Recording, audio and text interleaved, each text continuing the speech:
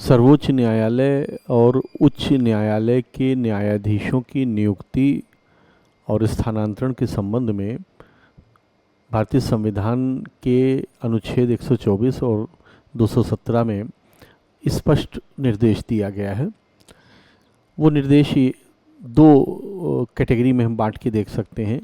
पहली कैटेगरी तो ये है कि मतलब दो आधारों पर उस निर्देश को हम देख सकते हैं कि अपॉइंटमेंट का अधिकार प्रेसिडेंट के पास होगा, लेकिन वह इस शक्ति का प्रयोग चीफ जस्टिस ऑफ इंडिया, सर्वोच्च न्यायालय के न्यायाधीशों, हाई कोर्ट के न्यायाधीशों और हाई कोर्ट की नियुक्तियों के संदर्भ में राज्यपाल से परामर्श करके ही करेगा।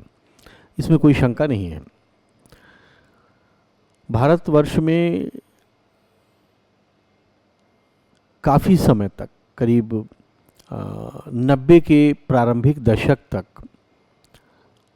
या आप मान सकते हैं केशवानंद भारती के बाद के कुछ सालों के बाद तक ये परंपरा फॉलो की जाती रही कि जो वरिष्ठतम न्यायाधीश होता था उसी की नियुक्ति की जाती थी, चाहे वो सर्वोच्च न्यायालय के मुख्य न्यायमूर्ति के संबंध में हो और चाहे वो उच्च न्यायालय के चीफ जस्टिस के संबंध में हो या सर्वोच्च न्यायालय के में न्यायाधीशों की नियुक्ति के संदर्भ में हो।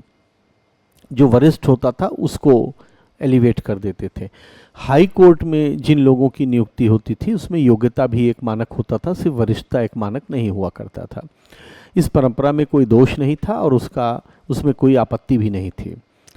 लेकिन ये समस्या शुरू हुई केशवानंद भारती के बाद से, जबकि 3 वरिष्ठ जजेस को, justice Shelat, justice Hegde, justice A.N. Grover को बाईपास करके जस्टिस A.N. रे को चीफ जस्टिस बनाया तत्कालीन सरकार ने।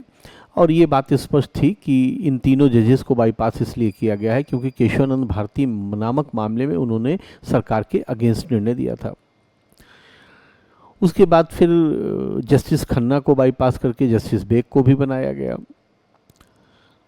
जस्टिस खन्ना जैसा लीगल माइंड वाला व्यक्ति, वो जूरिस्ट, पूरे भारतीय संवैधानिक इतिहास में अद्वितीय था, लेकिन दुर्भाग्य ये है कि कार्यपालिकीय पॉलिसी के कारण वो चीफ जस्टिस नहीं बन सके।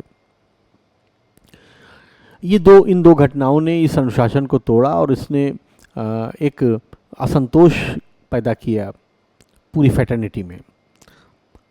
इस पूरी व्यवस्था में उबाल तब आया जब तत्कालीन यूनियन लॉ मिनिस्टर ने एक सर्कुलर जारी किया सभी राज्यों के लिए और उनसे डायरेक्टली ओपनली हाई कोर्ट में जजेस की नियुक्ति के लिए नाम मांग लिया। और इस निर्णय की काफ़ी आलोचना हुई, इस सर्कुलर की काफ़ी आलोचना हुई और SP गुप्ता, जो कि एक लॉयर थे, और अन्य बहुत सारी रिट पिटिशंस फाइल हुई। और इन सारी रिट पिटिशंस को क्लब करके सर्वोच्च न्यायालय ने 7 जजेस बेंच के पीठ ने निर्णय दिया, इस समस्या का समाधान किया। और उसमें उन्होंने 2 मुख्य बातें अपने को कंफर्म किया। एक तो ये उन्होंने कंफर्म किया कि जो शक्ति है वो प्रेसिडेंट के पास ही है और जो अधिकार है वो 124(2) में और 217(1) में ही है नियुक्ति का। लेकिन उन्होंने कहा कि जो परामर्श करते हैं चीफ जस्टिस से वो पूर्ण और प्रभावी परामर्श होना चाहिए, सिर्फ फॉर्मेलिटी नहीं होनी चाहिए। इसी निर्णय में उन्होंने एक बात ये कह दिया जो आगे चल के कार्यपालिका के संबंध में कोलिजियम सिस्टम के उत्पत्ति का आधार बना। उन्होंने ये कह दिया कि राष्ट्रपति इस सलाह को मानने के लिए बाध्यकारी नहीं है। आगे ये समस्या बनी रही और कार्यपालिका और न्यायपालिका के आपसी महत्ता को लेकर के ये समस्या इतनी बढ़ी कि स्कोरा को, यानी जो एडवोकेट ऑन रिकॉर्ड एसोसिएशन है सुप्रीम कोर्ट की, उसे 1993 में सुप्रीम कोर्ट जाना पड़ा कई सारे प्रश्नों को लेकर के। और तब सुप्रीम कोर्ट ने उस निर्णय में 7-2 के बहुमत से कोलिजियम सिस्टम को इवॉल्व कर दिया। और उन्होंने ये कहा कि ये जो परामर्श है ये सिर्फ चीफ जस्टिस का परामर्श नहीं होगा, बल्कि उनके साथ 2 वरिष्ठ न्यायाधीश होंगे, उनका भी परामर्श होगा और वो माना जाएगा।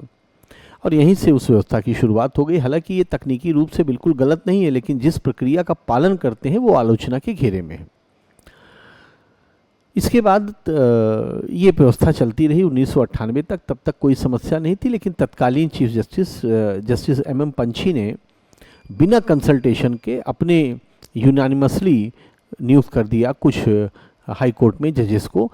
और तब एक प्रेसिडेंट के पास शिकायत की गई इस बात की, और असंतोष को देखते हुए प्रेसिडेंट ने प्रेसिडेंशियल रेफरेंस सलाह मांग लिया सुप्रीम कोर्ट से। और 1998 में फिर 9 जजेस की बेंच को फिर से इस मामले पर सुनवाई करना पड़ा, और तब उन्होंने यूनानिमसली यानी एक मत से ये बात तय कर दिया कि कोलेजियम सिस्टम के परामर्श के बाद ही राष्ट्रपति जो है अपनी इन नियुक्तियों को करेगा।